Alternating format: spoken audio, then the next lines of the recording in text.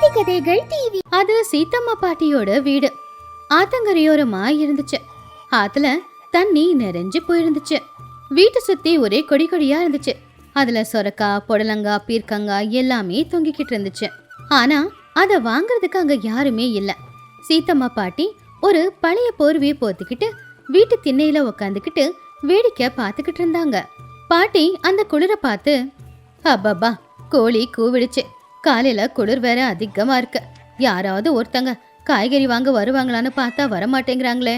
பாட்டி கொடியில தொங்குற சுரக்காய்களை பார்த்து, என்னம்மா பண்ண சொல்றீங்க? நீங்க பார்க்க தங்க மாதிரி ஜொலிச்சுக்கிட்டு இருக்கீங்க. ஆனா இந்த குளிர்ல ஆத்து நிறைய தண்ணி இருக்கும்போது அதுல குதிச்சு நீந்திக்கிட்டே உடம்பெல்லாம் நினைச்சுக்கிட்டு யாரு வர போறாங்க உங்களை வாங்குறதுக்கு? எல்லாம் என்னோட நேரம். அப்பதான் ஆத்தங்கரையோரமா அந்த பக்கமா யாரும் நடந்து போறவங்கள பார்த்து கூப்பிட்டாங்க. யாருடா அது? சுப்பையாவா? சுப்பையா, அவரைக்காய் எலசா காய்ச்சிருக்கு, வாங்கிட்டு போடா, குழம்பு வச்சா நல்லா இருக்கும் அப்படின்னு பாட்டி கத்துனாலும் அந்த சத்தம் அந்த ஆளுக்கு கேட்காம போயிட்டாரு. பாவம் பாட்டி கஷ்டமா, கேட்காது, நான் என் குரலை எனக்கே கேட்கல, அவனுக்கு எங்கிருந்து கேட்க போகுது? பாவம், யாரை என்ன சொல்லி என்ன இருக்கு? அவங்க இந்த கேள்விக்காக இந்த தண்ணியில இறங்கி இந்த குளிர்ல இந்த பக்கம் வருவாங்களா? நான் எல்லா காய்கறியும் கூடையில போட்டுக்கிட்டு விற்க போலானாலும் என்னால முடியல. காய்கறி எல்லாமே இனி அழுகிதான் போகும் போல. இந்த காய்கறி மாதிரியே என் வாழ்க்கையும் இப்படியே அழிஞ்சிரும் போல அப்படின்னு நினைச்சு பாட்டி வருத்தத்தோட சரி வீட்டுக்குள்ள போகலான்னு எழுந்திருச்சாங்க. 2 அடிதான் எடுத்து வச்சாங்க. அப்ப திடீர்னு பாட்டி மயக்கம் போட்டு விழுந்துட்டாங்க. அப்பதான் அந்த பக்கமா கோட்டையாவும் அவனுடைய மனைவியான லக்ஷ்மியும் தலையில 2 துணி மூட்டையை வச்சுக்கிட்டு ரொம்பவும் சோர்வா நடந்து வந்துகிட்டு இருந்தாங்க. ஏயா, இன்னும் எவ்வளவு தூரம்? காலையில இருந்து ஒரு பொடி சாப்பாடு கூட சாப்பிடவே இல்லை, என்னால நடக்கவும் முடியல. பொறுமையாரு லக்ஷ்மி, பொறுமையாரு, வந்துக்கிட்டு தானே இருக்கோம். அங்க பாரு, ஒரு சின்ன ஆறு இருக்கு, தங்கி இருக்கிற மனுஷங்க இருப்பாங்கல்ல. மனுஷங்க இருந்தா நமக்கு வேலை கிடைச்சிடுமா? 3 ஊர்ல இருந்து துரத்தி அனுப்பிட்டாங்க. எங்களுக்கே வேலை இல்லை, உங்களுக்கு எங்க வேலை போட்டு கொடுக்கறதுன்னு. இன்னைக்கு ராத்திரி நாம எங்க தான் தங்க போறோமோ? ஏதாவது மரத்துக்கு கீழே படுத்துக்கலாம். நம்மள படைச்ச கடவுள் வாழ வழி காட்ட மாட்டானா என்ன? அப்பதான் கோட்டையாவுக்கு தூரத்துல பாட்டியோட வீடும் அதுக்கு முன்னாடி மயக்கப்பட்டு விழுந்திருந்த பாட்டியும் பார்த்தாங்க. லக்ஷ்மி, அங்க பாரு, அங்க ஒரு குடிசை இருக்கு, பாட்டி வேற மயக்கம் போட்டு விழுந்திருக்காங்க, வா வா அப்படின்னு 2 பேரும் குடிசைக்கிட்ட வந்து பாட்டிய திண்ணையில உட்கார வச்சுட்டாங்க.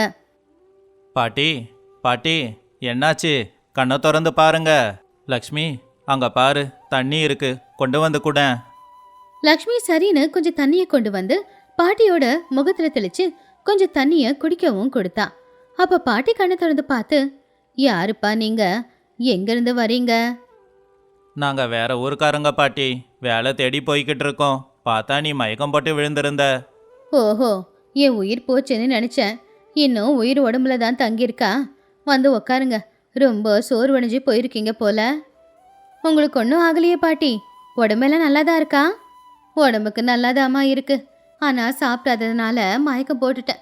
2 நாளா பட்னி தான். அப்ப கோட்டையா சுத்தி இருக்கிற இடத்தையெல்லாம் பார்த்து, பட்னியா? என்ன பாட்டி, வீட்டை சுற்றி இவ்வளோ காய்கறி காய்ச்சி தொங்கிக்கிட்டு இருக்கு, கை கட்டுற தூரத்தில் சாப்பாட்டை வச்சுக்கிட்டு பட்னியா இருக்கேன்னு சொல்கிறீங்களே. அட நீ வேறப்பா, என்கிட்ட காய்கறி இருந்தா போதுமா? அதை வேக வைக்க விறகு இருக்கா? இல்லை எண்ணெய் தான் இருக்கா? இல்லை உப்பு தான் இருக்கா? பல்லும் போச்சு, அப்படியே கடிச்சு தின்ற முடியுமா? அரிசியோ இல்லை, ஏதோ இதெல்லாம் வித்தா அதில் மளிகை சாமான் வாங்கி சமைச்சிக்கலான்னு இருந்தேன். ஆனால் யாரும் காய்கறி வாங்க வரவே மாட்டேங்கிறாங்களே. கோட்டைய லக்ஷ்மி ஒருத்தங்க முகத்தை இன்னொருத்தங்க பார்த்துக்கிட்டாங்க.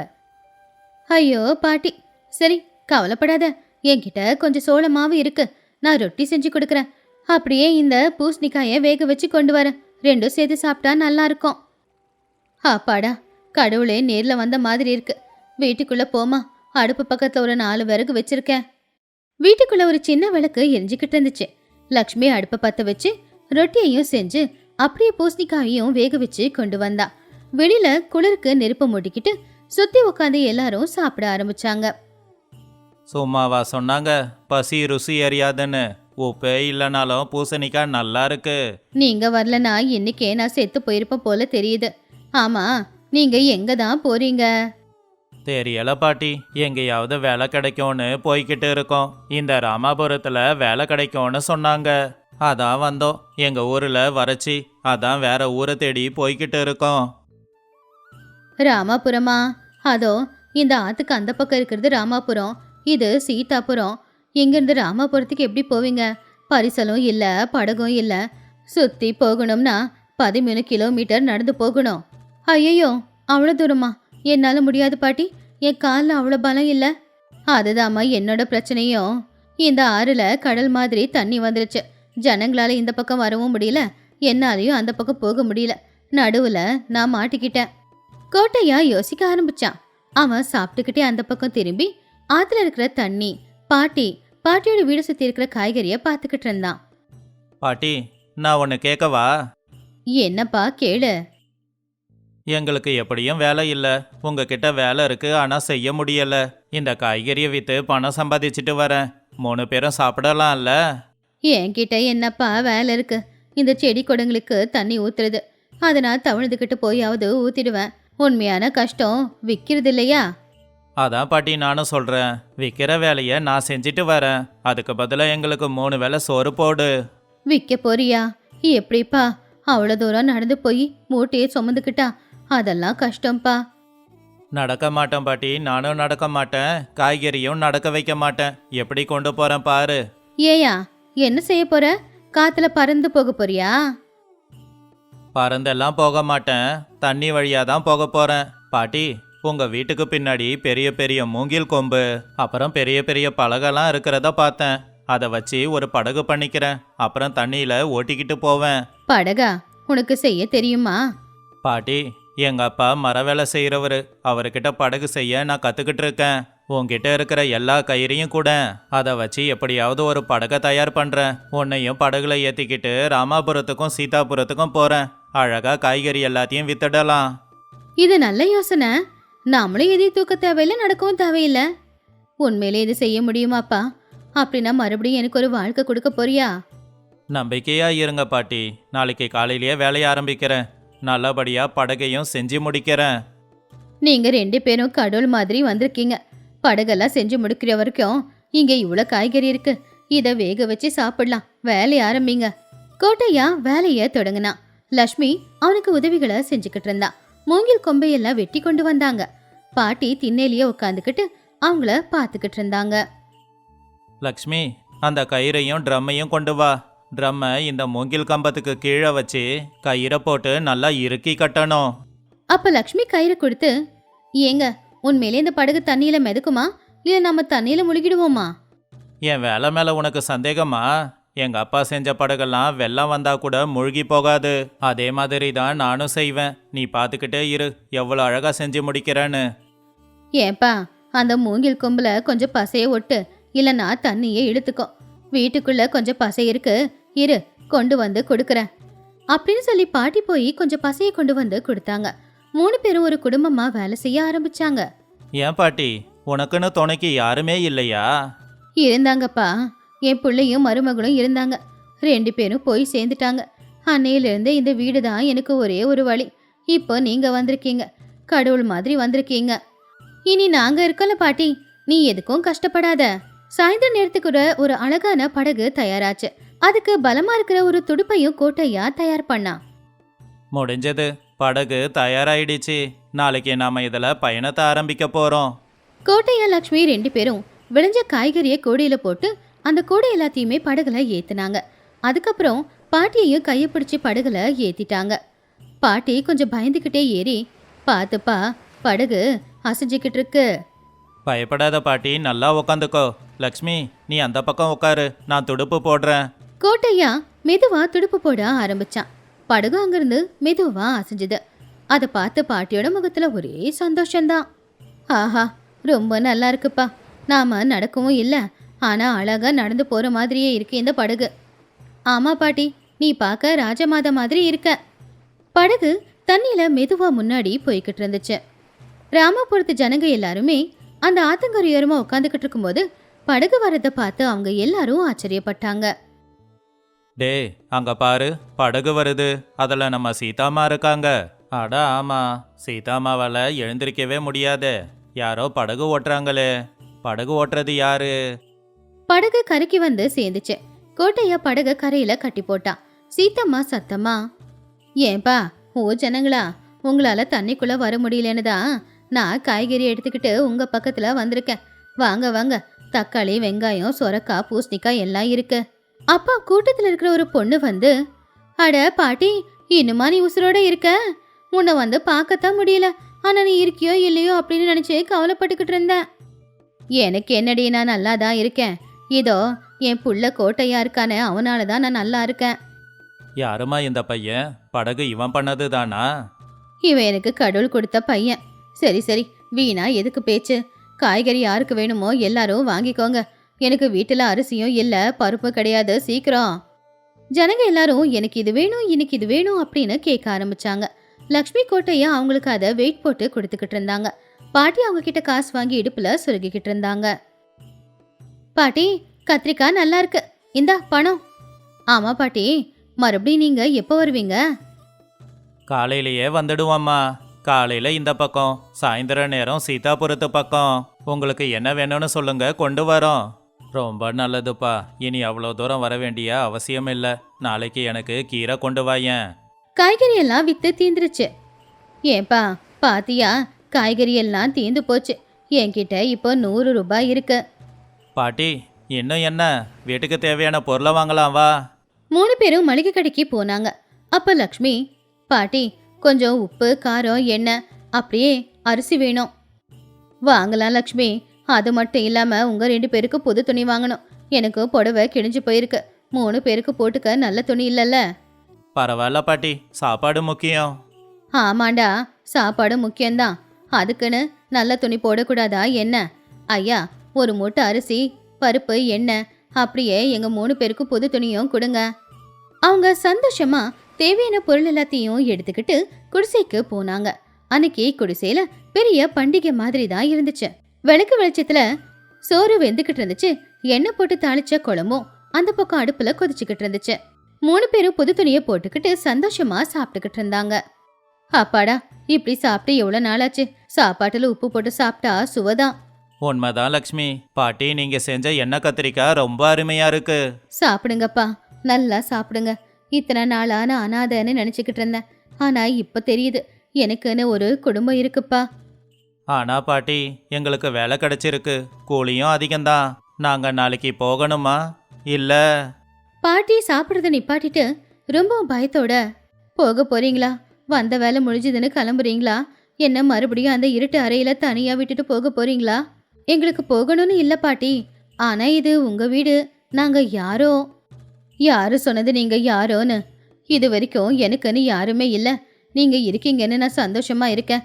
ஒரு நிமிஷம் இங்கே இருங்க அப்படின்னு சொல்லி பாட்டி எழுந்திருச்சு போய் பெட்டியில இருந்து சாவி கொத்து கொண்டு வந்து, இந்தா, இது இந்த வீட்டோட சாவி. இந்த வீடு, தோட்டம், இது எல்லாம் இனி உங்களுக்கு தான் சொந்தம். நான் இருக்கிற வரைக்கும் என்ன பாருங்க. நான் போயிட்டதுக்கு அப்புறம் நீங்களே இருந்துக்கோங்க. பாட்டி, இதெல்லாம் எங்களுக்கு தேவையில்லை.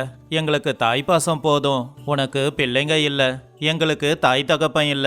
நாங்க இங்க தான் பாட்டி இருப்போம். நாங்க எங்கேயும் போல. நீ இருக்கிற வரைக்கும் எங்க கூட சந்தோஷமா இருக்கலாம். ஆமா பாட்டி, நாங்க போறோம்னு சும்மா சொன்னோம். இனி நீ வீட்ல இருந்துகிட்டு சமைச்சு போடு. 2 பேரும் வியாபாரத்துக்கு போயிட்டு வந்துடுறோம். சரிம்மா, இனி இந்த குடிசையில எப்பவுமே இருட்டு இருக்கவே கூடாது. இந்த கதையில இருக்கிற நீதி என்னன்னா, ஒருத்தங்களுக்கு இன்னொருத்தங்க உதவி செஞ்சுக்கும் போது ஒரு உறவு உண்டாகும். அந்த உறவு காலத்துக்கும் நினைச்சிருக்கணும்னா அந்த உறவுல உண்மை, நேர்மை, அன்பு, பாசம் இருக்கணும். அது கோதாவரி ஆத்தங்கரையோரமா இருக்கிற சீதா நகரம் அப்படிங்கிற ஊரு. அந்த ஊர்ல இருக்கிற மண்ணுல சத்து அதிகம். அங்க தென்னந்தோப்புகளும் அதிகம்தான். அந்த ஊர்ல சுப்பையா அப்படிங்கிற ஒரு சமையல்காரன் இருந்தான். சுப்பையோட கையில ஏதோ மந்திர சக்தி இருக்கு. அவன் கையால கஞ்சி காசுனால கூட அமிர்த மாதிரி தான் இருக்கும்னு ஊர்க்காரங்க பேசிப்பாங்க. ஆனா சுப்பையோட கையில ஒரு திறமை இருக்கிற மாதிரி கடவுள் அவனுக்கு சோம்பேறித்தனம் அப்படிங்கிற ஒரு குறையையும் கூட வச்சிருந்தாரு. சுப்பையா அடுப்பு கிட்ட வந்தா அவன் நல மகாராஜா தான். ஆனா அடுப்பு கிட்ட அவன் வர வைக்கிறதுக்கு போராடுன்னு போராட வேண்டியதா இருக்கும். அவனோட மனைவியான லக்ஷ்மி ரொம்ப சுறுசுறுப்பானவ, ரொம்ப தெளிவானவளும் கூட. புருஷனோட சோம்பேறித்தனத்தை சரி பண்றதுக்கு படாத பாடு பட்டுக்கிட்டு இருந்தா. சுப்பையாவுக்கு சமையல் செய்யறதுல அந்த அளவுக்கு விருப்பம் இருக்கலாம். ஆனா சாப்பிடுறதுனா ரொம்ப பிடிக்கும். அவன் சாப்பிடுற சாப்பாடு நல்லா இருக்கணும் அப்படிங்கிறதுக்காக தான் அவன் அதிகமா சமைச்சிருக்கான். அதுதானே ஒழிய அது மூலமா அவன் சம்பாதிச்சது ரொம்ப கம்மி தான். அது மார்கழி மாசம் விடிய காலையில நேரம். லக்ஷ்மி அந்த குளிர்ல எழுந்திருச்சு வாசல் பெருக்கி தண்ணி தெளிச்சு கோலம் போட்டுக்கிட்டு இருந்தா. சுப்பையா மட்டும் வீட்டுக்குள்ள போர்வையை இழுத்து போத்திக்கிட்டு நல்லா படுத்து தூங்கிக்கிட்டு இருந்தான். புருஷன் அப்படி தூங்குறத பார்த்து லக்ஷ்மி ரொம்ப வருத்தத்தோட, ஏங்க விடிஞ்சு 1 மணி நேரம் ஆச்சு, இன்னும் தூங்கிக்கிட்டு இருக்கீங்க, எழுந்துறீங்க, சந்தைக்கு போகணும், வீட்டுல அரிசி பருப்பு எதுவும் இல்ல. சுப்பையா போர்வையை கூட எடுக்காம உள்ள படுத்துக்கிட்டே, அட காலையிலேயே என்னடி உன் தொல்லை, இந்த குளிர்ல எழுந்து எங்க போறது, கொஞ்ச நேரம் படுக்கிறேன். லக்ஷ்மி கோவமா, கொஞ்ச நேரம் படுக்கிறீங்களா, அப்ப ராத்திரி முழுக்க படுக்கலையா? சந்தைக்கு போய் சமைக்க தேவையானது வாங்கிட்டு வந்தாதான் இன்னைக்கு உங்களுக்கு சாப்பாடு, இல்லனா கஞ்சி தான் குடிக்கணும். சுப்பையா போர்வை எடுத்துட்டு கஷ்டமா எழுந்திருச்சு உக்காந்தான். கஞ்சியா? சீச்சி, இந்த குளிருக்கு சுட சுட வடை சுட்டு அதுக்கு தொட்டுக்க தேங்காய் சட்னியும் கொடுத்தா எவ்வளோ நல்லா இருக்கும். நீ என்னமோ கஞ்சி குடிக்க சொல்ற? லக்ஷ்மி கையில வச்சுக்கிட்டு இருந்த தொடப்பக்கட்டிய கீழே போட்டு, ஓஹோ உங்களுக்கு வடை வேணுமா? வடை வேணும்னா உளுந்து ஊற வச்சு அரைக்கணும், அதுக்கு முதல்ல உளுந்து வேணும், வடை சுட எண்ணெய் வேணும், அதுக்கு பணம் வேணும், பணம் வேணும்னா நீங்க சந்தைக்கு போகணும்.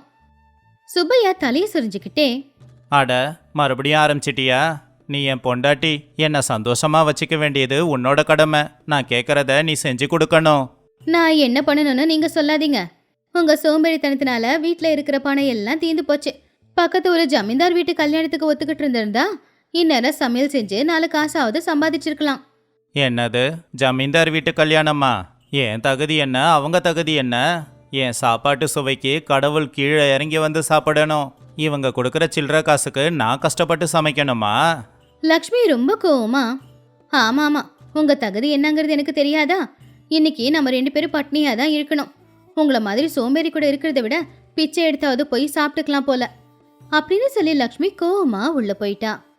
சுப்பையா மறுபடியும் தூங்கலான்னு போர்வை இழுத்து போத்திக்க போகும்போது ஊர் தலைவனார ரங்கையா ஊரு பெரிய மனுஷங்க 2 பேரை கூட்டிக்கிட்டு அங்க வந்தாரு. சுப்பையா, சுப்பையா, வீட்டில் தான் இருக்கியா? சுப்பு பதட்டமா எழுந்திருச்சு உக்காந்து, பெரியய்யா வாங்க வாங்க உட்காருங்க. சுப்பு லக்ஷ்மியை கூப்பிட்டு, லக்ஷ்மி, பெரியய்யா வந்திருக்காரு, பாய் கொண்டு வா. லக்ஷ்மி உடனே வந்து பாய் எடுத்து போட்டு, வாங்கய்யா உட்காருங்க. என்னடா சுப்பு, காலையிலேயே புருஷன் பொண்டாட்டி சண்டை போடுறீங்க போலையே? சுப்பு சிரிச்சுக்கிட்டே, ஐயோ அதெல்லாம் ஒன்றும் இல்லைங்க ஐயா, சும்மா. லக்ஷ்மி அதை கேட்டு, சும்மாலாம் ஒன்றும் இல்லை பெரியய்யா, அவருடைய சோம்பேறித்தனத்தை பார்த்து நான் தான் திட்டிக்கிட்டு இருந்தேன். கையில் சமையல் சரஸ்வதியே இருக்கா, ஆனால் சோம்பேறித்தனத்தினால எல்லாத்தையுமே கெடுத்துக்கிறாரு. ரங்கையா சிரிச்சுக்கிட்டே, தெரியுமா தெரியும், உன் புருஷனோட சோம்பேறித்தனத்தை பற்றியும் தெரியும், அவனுக்குள்ள இருக்கிற திறமைய பற்றியும் தெரியும். அதான் ஒரு முக்கியமான விஷயமா வந்திருக்கோம். சுப்பு ஆச்சரியமா, வேலையா? என்னங்க ஐயா? என் ஒரே பொண்ணு ரத்தனத்துக்கு கல்யாணம் நிச்சயமா இருக்கு, அடுத்த வெள்ளிக்கிழமை கல்யாணம். லக்ஷ்மி சந்தோஷமா, அப்படியா? சந்தோஷம் பெரியய்யா. பத்திரிக்கை கொடுக்க வந்தீங்களா? பத்திரிக்கை கொடுக்க வரலடா, அந்த கல்யாணத்துல சாப்பாடு செய்யற வேலையை உனக்கு கொடுக்க வந்திருக்கேன். அப்போ சுப்பையா கொஞ்சம் திமிரா, நானா? உங்க பொண்ணு கல்யாணத்துல நான் சமைக்கணுமா? ஆமா சுப்பு, சுத்தி இருக்கிற எல்லா ஊர்லயும் நீ தானே திறமையான சமையல்காரன். என் பொண்ணு கல்யாணத்துக்கு வரவங்க அவங்க வாழ்க்கையிலேயே அது வரைக்கும் அப்படி ஒரு சாப்பாடு சாப்பிட்ருக்க கூடாது. அது உன்னால மட்டும்தான் முடியும். அது கேட்டு சுப்பு பொண்டாட்டிய பார்த்து, பாத்தியா லக்ஷ்மி, என்னோட மதிப்பு என்னன்னு பெரிய ஐயாவே என்னை தேடி வந்திருக்காரு அப்படின்னு சொல்லி, பெரிய ஐயா, நீங்க கேட்கறதால முடியாதுன்னு சொல்ல முடியல. ஆனா என்னடா, நான் சமைக்க பொருளுங்க வேணும், எனக்கு உதவி செய்ய ஆளுங்க வேணும். அதுக்கும் மேல முக்கியமா நான் சமையல் கரண்டியை பிடிக்கணும்னா எனக்கு கொஞ்சம் முன்பணமும் தேவைப்படும். லக்ஷ்மி புருஷனோட பேராசையை பார்த்து மனசுக்குள்ளேயே திட்டிக்கிட்டே இருந்தா. அதுக்கு என்னடா, இந்தா அப்படின்னு 100 ரூபாயை கொடுத்து, இந்த பணத்தை முன்பணமா வச்சுக்கோ.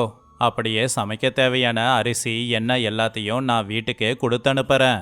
நீ வந்து சமைச்சு கொடு, அதுவே பெரிய வேலை தான். சுப்பு பணத்தை வாங்கி கண்ணுல ஒத்திக்கிட்டு, ஐயா, என் மேல நீங்க வச்சிருக்கிற நம்பிக்கையை நான் காப்பாத்துவேன். நான் சமைக்கிறத சாப்பிட்டுட்டு சுப்பையா மாதிரி சமைக்க யாருமே இல்லைன்னு எல்லாரும் சொல்லுவாங்க. சரிடா, அப்ப நாங்க கிளம்புறோம், வேலைய ஆரம்பிச்சிடு அப்படின்னு ரங்கையாவும் ஊர் மனுஷங்களும் போயிட்டாங்க. அப்ப சுப்பையா அந்த பணத்தை காட்டி, பாத்தியா லக்ஷ்மி, பணம் எப்படி தேடிக்கிட்டு வருதுன்னு. இதைத்தான் அதிர்ஷ்டம்னு சொல்லுவாங்க. லக்ஷ்மி கோவமா, இது அதிர்ஷ்டம்னு சொல்ல மாட்டாங்க, பொறுப்புன்னு சொல்லுவாங்க. போங்க, போய் பொறுப்பா காய்கறி வாங்கிட்டு வாங்க. ஏது, நான் காய்கறி வாங்கிட்டு வரணுமா? சமையல்காரன் போய் காய்கறி பேரம் பேசினா நல்லா இருக்குமா? அப்படின்னா இந்த பணத்தை வச்சு என்ன பண்ண போறீங்க? சுப்பு சிரிச்சுக்கிட்டே, என்ன பண்ண போறேனா, இந்த 100 200 ஆக்க போறேன், பார்த்துக்கிட்டே இரு. லக்ஷ்மி பயந்து போய், வேணாங்க, கல்யாண வேலைக்காக கொடுத்த பணம், அதை வீணாக்காதீங்க. உனக்கு தெரியாது லக்ஷ்மி, சமைக்க இந்த மாதிரி வேலையெல்லாம் செய்யணும். நான் சாயந்தரம் வீட்டுக்கு வரேன். அப்படின்னு சொல்லி சுப்பையா பணத்தை எடுத்துக்கிட்டு வெளியில போயிட்டான். லக்ஷ்மி தலையில கை வச்சு நின்னுக்கிட்டு இருந்தா. கடவுள் ஏன் இந்த சோம்பேறிக்கு என்ன கட்டி வச்சாரோ என்னவோ அப்படின்னு கவலைப்பட்டுக்கிட்டு இருந்தா. 3 நாட்களும் முடிஞ்சு போச்சு. கல்யாணத்துக்கு மிச்சம் இருக்கிறது 4 நாள் தான். ஜமீன்தார் கொடுத்த அந்த பணத்தை செலவு பண்ணிட்டு ஊரெல்லாம் சும்மா சுத்தி திரிஞ்சுக்கிட்டு இருந்தான் சுப்பையா. அப்போ ஜமீன்தார் அனுப்பியிருந்த அரிசி பருப்பு எண்ணெய் எல்லாம் அவன் வீட்டு திண்ணையில தான் இருந்துச்சு. ஆனா சுப்பு அதை தொட்டு கூட பார்க்கல. ரங்கையா வயல்ல இருந்து திரும்ப வரும்போது சுப்பு வீட்டு முன்னாடி நின்னு, என்ன சுப்பு, பொருளெல்லாம் வெளியவே இருக்க, உள்ள வைக்கலையா? ஆமா, என்ன காய்கறி வேணும்னு லிஸ்ட் போட்டியா? அப்போ உள்ள படுத்துக்கிட்டு இருந்த சுப்பு எழுந்திருச்சு வந்து, எழுதிக்கிட்டு இருக்கேன் ஐயா, கொஞ்சம் இடுப்பு வலி, குளிர்ல எழுந்திருக்கவே முடியல. ரங்கையா சந்தேகமா, இடுப்பு வலியா இல்ல சோம்பேறித்தனமா? சுப்பு, இது என் பொண்ணு கல்யாண விஷயம். ஏதாவது தப்பு நடந்தா ஊர் எல்லை வரைக்கும் உன்னை ஆளு வச்சு அடிச்சு விரட்டுவேன். வேலைய சீக்கிரம் ஆரம்பி. அப்படி ரங்கையா கோவமா சொல்லிட்டு போயிட்டாரு. சுப்பையாவுக்கு பயமா இருந்தாலும் அவன் சோம்பேறித்தனம் அந்த பயத்தை ஜெயிச்சிடுச்சு. மறுபடியும் உள்ள போய் படுத்து தூங்குனான். லக்ஷ்மிக்கு என்ன பண்றதுனே புரியல. கல்யாணம் நின்னு போச்சுன்னா ஊர் தலைவர் அவங்கள அங்க வாழவே விட மாட்டாரு. அவ புருஷனை கொன்னு போட்டுருவாரு. உடனே லக்ஷ்மி ஒரு ஆளை அனுப்பி பக்கத்து ஊர்ல இருக்கிற அவளுடைய தம்பியான சீனுவை வர சொல்லி சொன்னான். அவளுடைய தம்பி சீனுவும் வந்தான். சீனு ரொம்பவும் சுறுசுறுப்பான பையன். ஐடியா எல்லாமே நல்லபடியா போடுவான். அக்கா, என்னாச்சு, வர சொன்னியா? மாமா நல்லா இருக்காரா? லக்ஷ்மி அழுதுகிட்டே, எங்கடா நல்லா இருக்காரு, அங்க பாரு, இழுத்து போத்தி படுத்து தூங்கிக்கிட்டு இருக்காரு. கல்யாணத்துக்கு 3 நாள் தாண்டா இருக்கு. ஆனா இவரு எந்த வேலையும் ஆரம்பிக்கவும் இல்லை. ஊர் தலைவர் என்ன பண்ணுவாரோ என்னவோ. அதை கேட்டு சீனு கூட கவலைப்பட்டான். அக்கா, கவலைப்படாத, மாமா சோம்பேறி தான். ஆனா அந்த சோம்பேறித்தனத்தை விரட்டுறதுக்கு என்கிட்ட யோசனை இருக்கு. மாமாவுக்கு பேராசை அதிகம். அந்த பேராசையை வச்சே அவரை எழுப்புறேன் பாரு. இப்ப என்னடா பண்றது? சீனு யோசிச்சு பார்த்துட்டு நான் சொல்றத செய்யின்னு சொன்னான். அதுக்கப்புறம் நேரா ரங்கையாவை போய் பார்த்து, வணக்கங்க ஐயா, நான் லக்ஷ்மியோட தம்பிங்க. ரங்கையா கொஞ்சம் கோவமா, ஓ நீயா? உன் மாமா பண்ற வேலையை பாத்தியா? எங்க வீட்டு கல்யாணத்தை நிறுத்திடுவான் போல. ஐயா, எங்க மாமா சோம்பேறி தான், ஆனா கெட்டவர் இல்ல. அவரை வேலை செய்ய வைக்க ஒரு நாடகம் ஆடணும். அதை நீங்க தான் செய்யணும். நாடகமா? ஆமாங்க ஐயா. இப்ப போய் நீங்க என் மாமா கிட்ட, சுப்பு, கல்யாண பொறுப்பை நீ எடுத்துக்காத, நான் வெளியூர்ல இருந்து உன்னை விட திறமையான சமையல்காரனை கூட்டிட்டு வந்திருக்கேன், அவன் பார்த்துப்பான்னு சொல்லுங்க. ரங்கையா ஆச்சரியமா, புது சமையல்காரனா இந்த நேரத்துல எப்படி கிடைப்பான்? சீனு சிரிச்சுக்கிட்டே, எங்கேயும் கிடைக்க மாட்டாங்க ஐயா.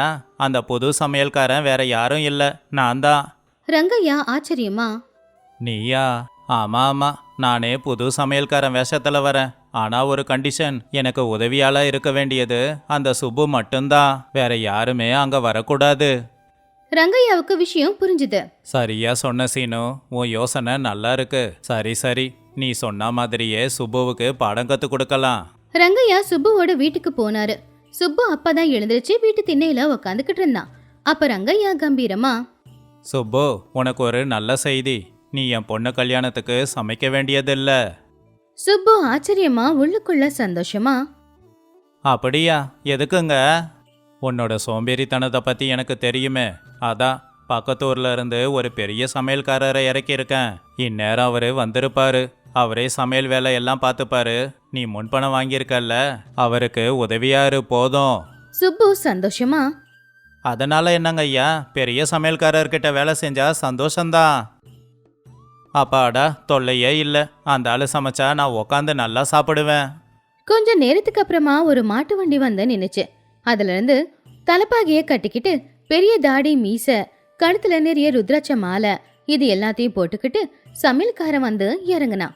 அந்த புது சமையல்கார வேற யாரும் இல்ல, நம்ம சீனு தான். யாருப்பா அது? சுப்பையா என்கிட்ட சமையல் வேலை பார்க்க வரேன்னு சொன்னது? சுப்பு அமைதியா, வணக்கங்க, நான் தான் சுப்பு. ஓஹோ, நீயா? உன் முகத்தை பார்த்தாலே தெரியுது, சோம்பேறியா இருப்ப போலயே. நான் வேகமா சமையல் பண்ணுவேன், எனக்கு ஈடு கொடுத்து வேலை செய்யணும், சரியா? சுப்பு சிரிச்சுக்கிட்டே, சரிங்க ஐயா. சரி சரி, முதல்ல மளிகை சாமான அடுப்பு கிட்ட கொண்டு போய் வை, சீக்கிரம் வேலை ஆரம்பிப்போம். சுப்பு ஆசீர்வாதத்தை வாங்கிக்கிட்டு ஐயோ, இவன் ராட்சசனா இருப்பானோ? அப்படின்னு சொல்லி விருப்பம் எல்லாமே மூட்டை எல்லாத்தையும் சுமக்க ஆரம்பிச்சான்.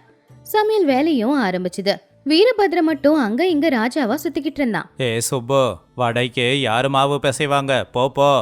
ஐயா, ஆனா கொஞ்ச நேரம். சுப்பு இடுப்பு பிடிச்சுக்கிட்டு, என் வேலையில ஆனாவும் இல்ல அவனாவும் இல்ல. வேலையை ஒழுங்கா செய்யலனா ரங்கையா கிட்ட சொல்லி கொடுத்த பணத்தை திரும்ப கேட்பேன். சுப்பு பயந்து போய், ஐயோ வேணாங்க, இதோ பண்றேன். டேய் தம்பி, ரொம்ப அவரை கஷ்டப்படுத்தாதடா. அதுக்கு சீனு, அக்கா நீ சும்மா இரு, 2 நாள்ல மாமா சோம்பேறித்தனம் எல்லாத்தையும் விட்டுடுவாரு பாரு. அன்னைக்கு ராத்திரி சுப்புக்கு கால் கையெல்லாம் வலிக்கும் போது சீனு அவனை கொஞ்சம் தள்ளி கூட்டிக்கிட்டு போனான். அவன்கிட்ட ரகசியமா, சுப்பு, உன்கிட்ட ஒரு முக்கியமான விஷயம் பேசணும். என்னங்க ஐயா? சீனு அங்க இங்கன்னு பார்த்து, எனக்கு இந்த சமையல் பண்றது கஷ்டம்தான், என் உண்மையான தொழில் இது இல்ல. வேற என்னங்க? சீனு ரொம்ப ரகசியமா, எனக்கு திருடுறது தான் கை வந்த கலை. அதுவும் சமையலுக்கு தேவையான பொருளை நல்லாவே திருடுவேன். திருடுவீங்களா? சீனு சிரிச்சுக்கிட்டே, பயப்படாத, அந்த ரங்கையா சமையலுக்கு 100 கிலோ நெய் கொடுத்துருக்காரு. நமக்கு சமையலுக்கு தேவை 50 கிலோ தான். பாக்கி இருக்கிறத என்ன பண்றது? சுப்பு ஆசையா, என்ன பண்ணணும்? நீ மட்டும் உதவி பண்ணா அந்த 50 கிலோ நெய், 2 மூட்டை பருப்பு, 1 மூட்டை வெல்லம், இது எல்லாத்தையும் வீட்டுக்கு கொண்டு போய் ஒளிச்சு வைக்கலாம். யாருக்கும் தெரியாது, சமையலுக்கு செலவாயிடுச்சுன்னு நினைப்பாங்க. அப்புறம் பிரிச்சு வித்துக்கலாம். சுப்புவோட சோம்பேறித்தனம் எல்லாமே பறந்து போச்சு. இலவசமா பருப்பு நெய் வெல்லம் எல்லாம் கிடைக்குது அப்படிங்கறதுனால அவன் ரொம்ப உற்சாகமா மாறினான். அப்போ சுப்பு சந்தோஷமா, உண்மையாவா ஐயா? நீங்க திருடலாம் செய்வீங்களா? இது ஏன் கொலை தொழில். நீ எனக்கு நாளைக்கு நிறைய உதவி பண்ணணும். நிறைய சமையல் செய்யற மாதிரி என் கூட நடிக்கணும். சமையல் நல்லா பண்ணணும், அப்பதான் நம்ம மேல யாருக்கும் சந்தேகம் வராது. அது கேட்டு சுப்பு, அது என்ன பெரிய விஷயமாங்க ஐயா, நீங்க சொன்னதை செய்யறேன். அடுத்த நாள் கல்யாண நாள். வேலையும் ஆரம்பிச்சுது. சுப்பு விடிய காலையிலேயே எழுந்திருச்சு அடுப்பு பத்த வச்சு வேலைய ஆரம்பிச்சான். சுப்பு, 1000 வடைக்கு மாவு பிசைஞ்சு வச்சியா? வச்சிட்டங்க. அந்த காய்கறியை வெட்டிட்டியா? வெட்டிட்டங்க. சரி, பாயாசத்தை பார்த்து கலரு, அடி பிடிக்க கூடாது. சரிங்க ஐயா, பார்த்துக்கிறேன். பக்கத்துல இருக்கிற லக்ஷ்மி ரங்கையா 2 பேரும் அந்த காட்சியை பார்த்து விழுந்து விழுந்து சிரிச்சுக்கிட்டு இருந்தாங்க.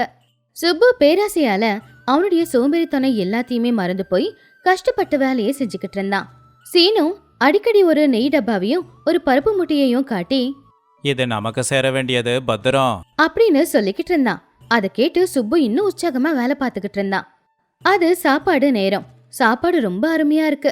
வந்தவங்க எல்லாருமே புது சமையல்காரனை பாராட்டிக்கிட்டு இருந்தாங்க. அப்போ ரங்கையா, நம்ம வீட்டு கல்யாணம் நல்லபடியா நடக்க காரணம் சமையல் சக்கரவர்த்தியும் அவருடைய உதவியாளரும் தான். ஜனங்க கை தட்டினாங்க. அப்போ சுப்பு உள்ளுக்குள்ள இப்படி நினைச்சான், வேலைய நான் பார்த்தேன், புகழ் அவனுக்கா? அப்படின்னு நினைச்சாலும் ராத்திரிக்கு அவனுக்கு இலவசமா கிடைக்க போற பொருட்களை பத்தி யோசிச்சு ரொம்பவும் சந்தோஷத்துல இருந்தான். அன்னைக்கு ராத்திரி நேரம் சுப்பு வீரபத்ரனுக்காக காத்துக்கிட்டு இருந்தான். அப்ப வீரபத்ரன் அவனுடைய உண்மையான உருவத்துல அங்க வந்தான். மாமா, மாமா. சுப்பு ஆச்சரியமா, டேய் சுப்பு, நீ என்னடா இங்க? அந்த சமையல்காரன் எங்க? அவனுக்காக தான் நான் காத்துக்கிட்டு இருக்கேன். சீனு சிரிச்சுக்கிட்டே, மாமா, அந்த சமையல்காரன் வேற யாரும் இல்ல, அது நான் தான். சீனு தலப்பாகையையும் மீசையையும் எடுத்து நின்னான். அதை பார்த்து சுப்பு ஆச்சரியப்பட்டான். அப்போ லக்ஷ்மி ரங்கையா 2 பேரும் அங்க வந்தாங்க. ஏங்க, என் தம்பி போட்ட நாடகம் எப்படி இருந்துச்சு? சுப்புக்கு எல்லாமே புரிஞ்சுது. எது நாடகமா? அப்படின்னா அந்த நெய் பருப்பு? சீனு சிரிச்சுக்கிட்டே, அந்த நெய் பருப்பெல்லாம் இதுதான் மாமா. அவன் அங்க வச்சிருந்த பொருட்களை காட்டி, இது நீ திருடினது கிடையாது, கஷ்டப்பட்டு உழைச்சி வாங்கினது. ஆமா சுப்பு, உன்னை வேலை செய்ய வைக்கவும் உன் சோம்பேறித்தனத்தை போக்கவும் நாங்கள் நாடகம் ஆடணும். நீ பேராசையால வேலை நல்லா செஞ்ச, நல்லபடியா கல்யாணமும் நடந்து முடிஞ்சது. இந்தா, நான் பேசின பணத்தை விட உனக்கு கொஞ்சம் அதிகமாவே கொடுக்கறேன். சுப்பு அவமானத்துல தலை குனிஞ்சு நின்னு, ஐயா, சீனு, லக்ஷ்மி, என்னை மன்னிச்சிடுங்க.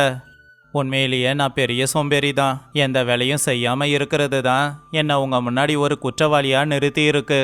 லக்ஷ்மி புருஷன் பக்கத்துல வந்து, நீங்க தப்பு புரிஞ்சுக்கிட்டீங்க, அதுவே போதும். நீங்க சோம்பேறி இல்லைங்க, உங்களுக்குள்ள இருக்கிற சக்தி உங்களுக்கு தெரியல. ஆமா மாமா, நீ சமைச்சினா உன் சமையலுக்கு இந்த ஊரே அடிமையாயிடுமாமா. அன்னைக்கு சுப்பு அவனுடைய தப்ப தெரிஞ்சுக்கிட்டான். ஒரு நாள் சுப்பு பொண்டாட்டி கிட்ட, லக்ஷ்மி, இன்னைக்கு வடை செஞ்சு தரவா? லக்ஷ்மி சிரிச்சுக்கிட்டே, உங்க விருப்பம், ஆனா இந்த தடவை முன்பணம் மட்டும் எனக்கு கொடுத்துடணும், சரியா? ரெண்டு பேரும் சந்தோஷமா சிரிச்சாங்க.